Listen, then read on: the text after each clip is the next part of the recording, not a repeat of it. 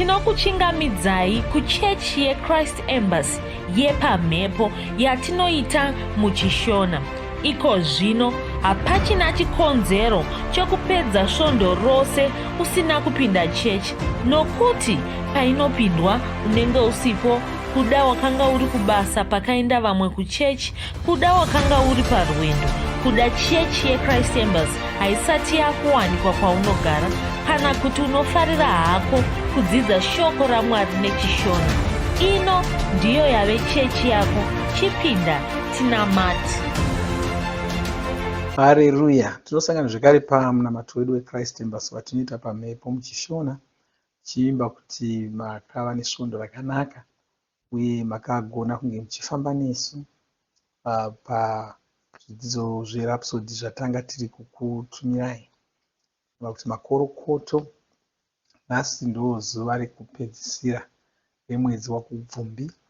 Ndinoziva kuti mwedzi wamakafamba neshoko, mwedzi wamakaona maropafadzo aMwari mukati meupenyu hwenyu.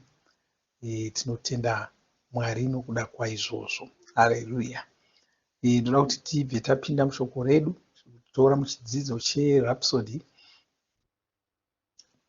chezuva ranhasi. Kwanzi rudo rwavo rwakakwana runogara nekusingaperi. Rudo rwaMwari rwakakwana runogara nokusingaperi. Tsamba yaJohani yekutanga chitsauko 3 ndima yekutanga. Kwanzi chimbofungaiwo kuti Baba vanotida zvakadini, tisu tava kutonzi vanakomana vaMwari. Ndokusaka nyika isingatinzwisisi nekuti haina kunzwisisa Jesu. Haleluya. Kwanzi tisu tava kutonzi vanakomana vaMwari, ndiwo wava kutonzi mwanakomana waMwari. Mbofunga kuti wambenge uri mutanzi, ukanga wakarasika, usingazivi nezveshoko raMwari, usingazivi nezvaMwari, kuda uchitovavenga, asi nhasi ndiwo wava kutonzi mwanakomana waMwari, ndiwo wava kutonzi muridzi wepfuma yaMwari. Kuti kana uri mwanakomana waMwari, ndiwo muridzi wepfuma yavo, ndiwe unovagara nhaka, kana chitaura mutauro wepano panyika. Haleluya. Kwanzi vaRoma 5 ndima 7 ine zvainotitaurira. Zvinhu izvi zvakadzama zvikuru. Inoti, asi Mwari vakataridza kuti vanotida, pakuti muponesi vakatifira. Vakatifira tichiri vatadzi. Iwe chimbofunga pamusoro pazvo. Ndiko kusaka Mweya Mutsvene vasingasiyi vaKristu, kunyange vaKristu ava vambotsauka vachitevera nzira dzenyika ino, Mweya Mutsvene vanovatevera vachitsvaka kuvadzosa. Sei vasinganeti nesu? Kwanzi Mweya Mutsvene havaneti nesu, vanotitevera. Nyangwe ukambotsauka, vanotevera, vanotsvaka kuti vakudzose, vanotsvaka kuti varambe vanewe, vanotsvaka kururamisa, kudzorera mugwara. Kwai sei vasingasiyani nesu? Imhaka yekuti vanotifarira. Vanofarira mumwe nemumwe wedu, vachitoziva mumwe nemumwe wedu nezita rake. Uchiziva here izvozvo kuti Mwari vanokuziva nezita rako? Vanotoziva kuti unonzi Farai, vanotoziva kuti unonzi Tatenda, vanotoziva kuti unonzi Matifadza, vanotokuziva nezita rako. Nyangwe raunofarira racho, kuda unonzi Rudo asi unongofarira kunzi Ru. Mweya Mutsvene kana kutokudana vanototi Ru. Haleluya. Ndozvatoona mubhaibheri. Tozoona mubhaibheri Pauro paakanga achiri kunzi Sauro, akasangana naJesu achienda kuDhamasiko, paya paakapenyerwa akazotendeuka. Bhaibheri rinoti, tinoverenga kuti kwanzi Jesu vakati Sauro, Sauro, havana kuti Pauro, Pauro, vakati Sauro, Sauro. Ndokuzoti mushure mechinguva tinozowana Sauro uya ashandura zita rake akunzi Pauro. Pose ipapapo tinowana kuti Mweya Mutsvene kana Jesu pavaitaura nezvake, Mweya Mutsvene vachitaura kwaari, vanga vava kutiwo Pauro. Haleluya. Saka vanokuziva kusvika pakadaro, kutosvika pakuziva nokunzwisisa zita raunofarira kudanwa naro. Haleluya. Kwai Mwari vanokuda nemwoyo wose, ndivo vakakusika, vakakusika wakafanana navo, saka vanozviona mauri. Vachikutarira vanozviona mauri, vanoona nhodzera dzavo. Haleluya!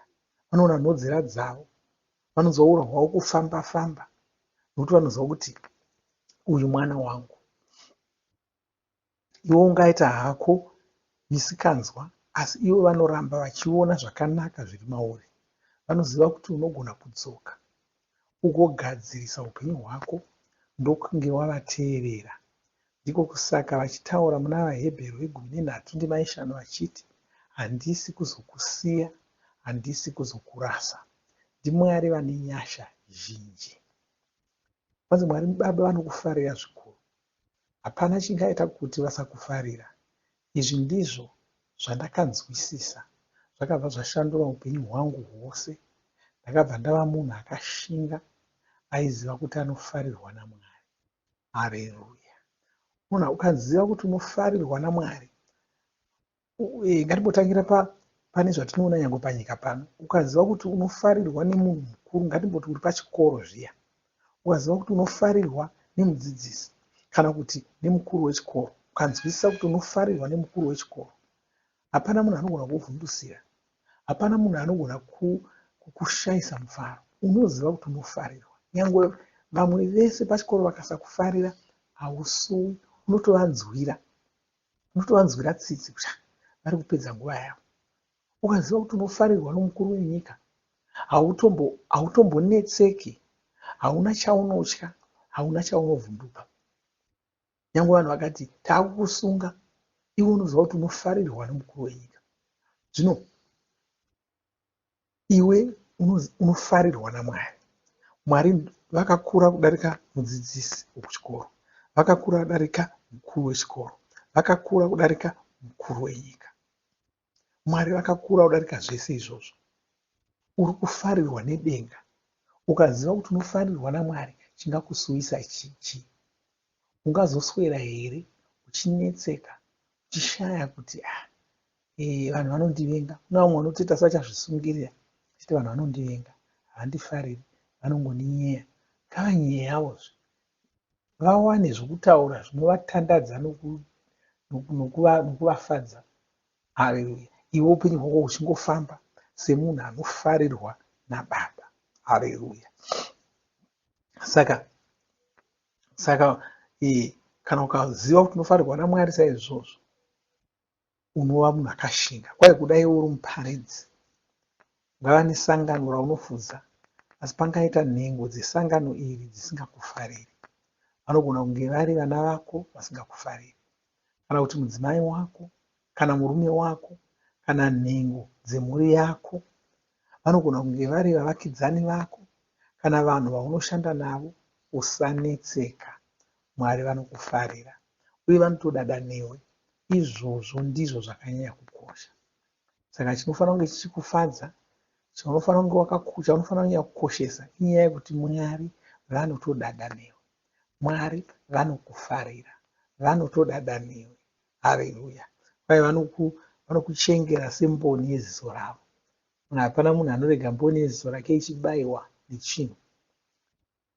Chinhu chacho chisati chatosvika paziso, unenge watotsinzina, unenge watobwaira kuvharira chinhu chiya chinoda kubaya mboni yeziso rako. Haleluya! Saka ndokufarirwa kwaunoitwa naMwari. Kwai Mwari vane hanya newe, wakakosha kwavari, ivo vanokufarira wakadero. Haleluya! Kuna vamwe vanofunga kuti ndimbotanga ndadai ndamboshanduka kudai ndikuzofarirwa naMwari. Aiwa, Mwari vanofarira wakadaro. Hatisi kuti Mwari vanofarira zvakashata zvaunogona kunge uri kuita, asi ziva kuti vanokufarira. Vanokufarira zvokuti vanenge vachitoshaura, saka uri kuitireiko zvakashata izvi? Iwe uri munhu wandinotofarira nechekare. Uri kuitireiko mashiripiti mamwe ese aya? Chisiyana nokuti unoona vanhu vanoita zvinhu zvakashata inyaya yekuti vanenge vasingazivi kuti vanofarirwa. Ukaziva kuti unofarirwa nomukuru wechikoro uri pachikoro, hauzomboiti musikanzwa. Vanhu vasingazivi kuti vanofarirwa ndo vanoita musikanzwa. Munhu anoziva kuti anofarirwa haaiti musikanzwa. Ukaziva kuti unofarirwa pamba, hauiti musikanzwa. Kana uri mwana, hauna musi waunosvibirwa uri kunze uko, nokuti unoziva kuti unofarirwa. Unoita zvinhu zvako nomazvo. Hauna chaunovanza, hauna chaunoba. Chose chose chaunoda unotora pachena, usingaiti zvokuvanda-vanda, nokuti unoziva kuti unofarirwa. Vaya vanofunga kuti vanovengwa, vaya vasingazivi kuti vanofarirwa, ndo vanoda kuita zvinhu vakavanda, ndo vanoda kuita zvinhu zvokuba vachizoreva nhema. Kuvunzwa kuti ndiani watora nzande, handizivi. Anoziva kuti anofarirwa anobuda pachena. Pakavunzwa kuti ndiani atora ichi, vanototaura kuti ndanga ndangovarayirwa ndikasakuudzai ndindakatora. Anoziva kuti anofarirwa. Saka nyange chinhu chaaita chisiri chinhu chakanaka, chisiri chinhu chaanga achitarisirwa kana chaanga achifanira kuita, haatyi kuchireva, nokuti anoziva kuti haana zvakashata zvingaitwa kwaari somunhu anofarirwa. Iwe zivawo kuti unofarirwa naMwari. Haleluya. Ziva kuti unofarirwa naMwari. Hauzorarami nenzira isina kunaka, nokuti unoziva kuti unofarirwa naMwari. Saka kwanzi Mwari vanokufarira wakadaro, vanokuda wakadaro, wakakosha kwavari, vanokufarira wakadero, uye vachagara vachingokufarira. Hapana chingaita kuti vasakufarira. Izvi ndizvo zvatinoona muna Jeremiya 31, Jeremiya 31:3. Hanzi inoti, zvirokwazvo ndakakuda norudo rusingaperi, naizvozvo ndakakukweva nounyoro. Haleluya. Saka uri munhu anofarirwa naMwari. Kwai rudo rwavo rwakakwana, runogara nokusingaperi. Hapana chinhu chingaitika chingaita kuti Mwari vasakufarira, vasakuda. Haleluya. Nokuti tinamate munamato uchinotevedzera, iti Baba vandinoda, munofarira vanhu nemwoyo wose, uye mucharamba muchingovafarira. Munondifarira chose, ndiko kusaka muchindipa shoko renyu zuva rimwe nerimwe, muchisimudza mweya wangu nekundiwedzera simba rekuimba nemi. Ndinonyengeterera vatadzi pasi rose nhasi, ndinovaziva kuti munovafarira, vadzoka kwamuri vagotendeuka muzita raJesu. Amen. Haleluya. Tingonyengetera iko zvino. Baba, ndiri kutendai, ndopa mbiri nekodzo kwamuri, ndopa rumbidzo kwamuri. Makanaka, muri mutsvene, hapana wakaita seni. Ndiri kunamata Ishe, ndiri kukudza Ishe. Haleluya. Ndinonyengeterera mumwe nomumwe kubata neni pamunamato uno iko zvino. Ndiri kutendai nokuti rudo rwenyu rwakadzama mukati moupenyu hwavo. Mumwe nomumwe wavo akuziva kuti imi munomufarira, munomuda. Saka hapana chavanotya, hapana chavanovhunduka, hapana chinovavhundutsa panyika pano, nokuti vanhu vanoziva kuti vanofarirwa. Hazvigoni kuti varware, hazvigoni kuti vakurirwe kana kukundikana muzita ramambo Jesu. Haleluya. Amen. Haleluya. Haleluya. Makorokoto, ndinofara kuti tagona kubatana pamwe chete tichinamata saizvozvi. Asi ndoda kuti murambe munesu tichinamata, tichirumbidza Mwari pamwe chete, tikozovhara pamwe chete. Kana wanga usada kuponeswa, toda kuzonamata newe shure mokunge tarumbidza Mwari nokuvaimbira saizvozvi. Tozonamata newe kuti ugoponeswa, ugamuchire Jesu. Murangarira zuva ranhasi izuva ratakarayirwa namufudzi Kristu kuti tizvinyime zvokudya, tichinamata, tichinyengeterera nyika dzedu. Saka unofanira kuwana nguva yokunyengeterera nyika yako pazuva ranhasi. Mwari wakuropafadzei. Amen.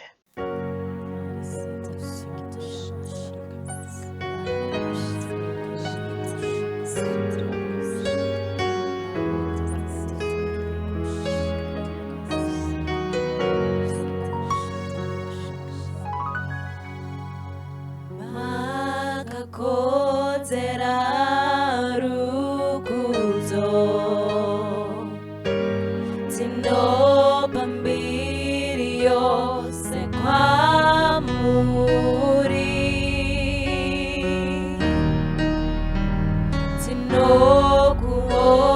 tinokuongai pasi rose. Hakuna wakafanana nemi,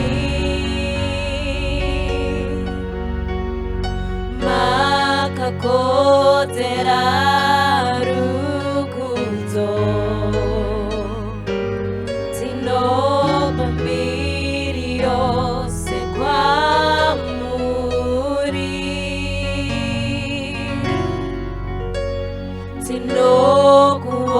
tinokuongai pasi rose. Hakuna wakafanana nemi, muri mjene, muri mjene, ishe muri mjene, muri mjene, muri mjene, ishe muri mjene, makanaka,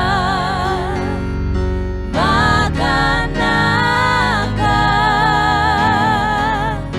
ishe makanaka, makanaka, makanaka, ishe makanaka. Tinotenda, tinotenda,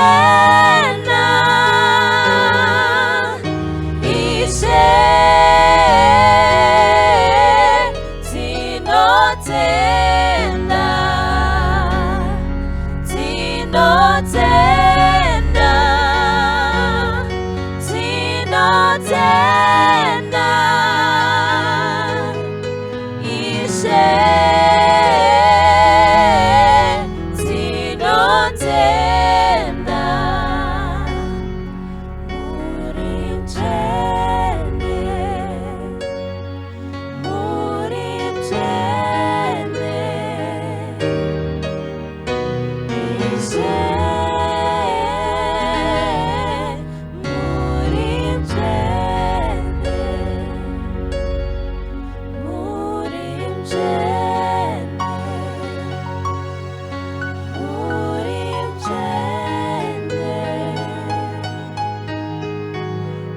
ishe muri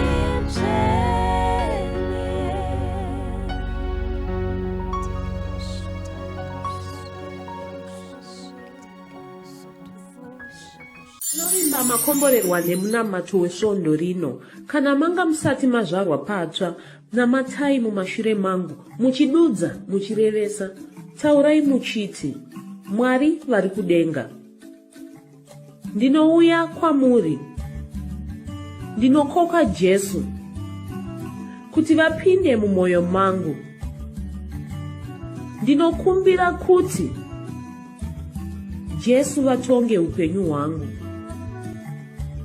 Ndinopupura kuti Jesu ndivo vavaishe wangu.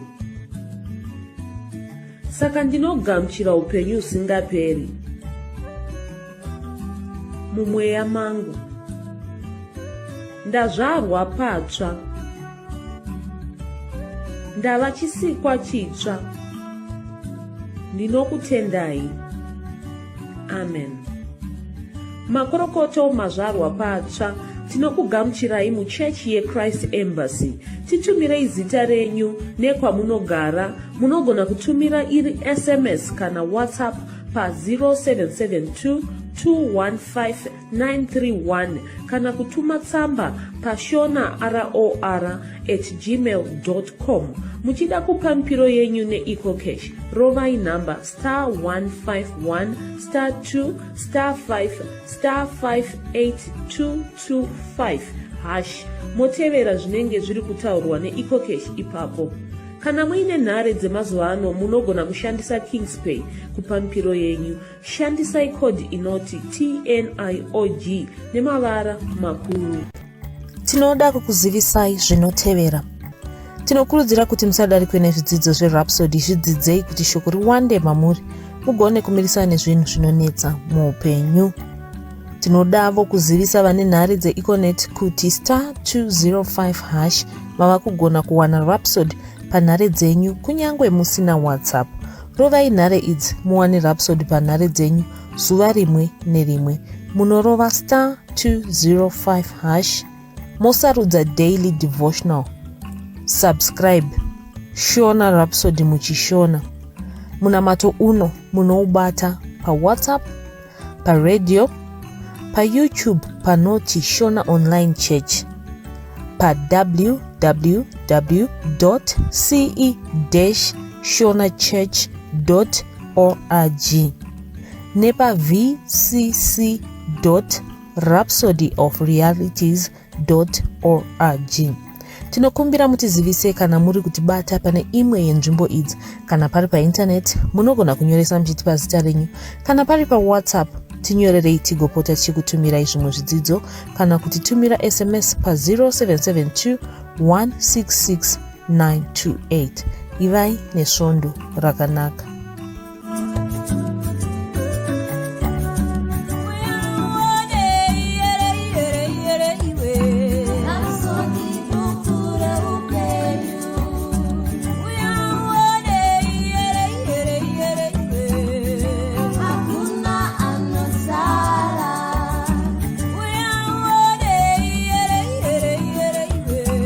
Rhapsody,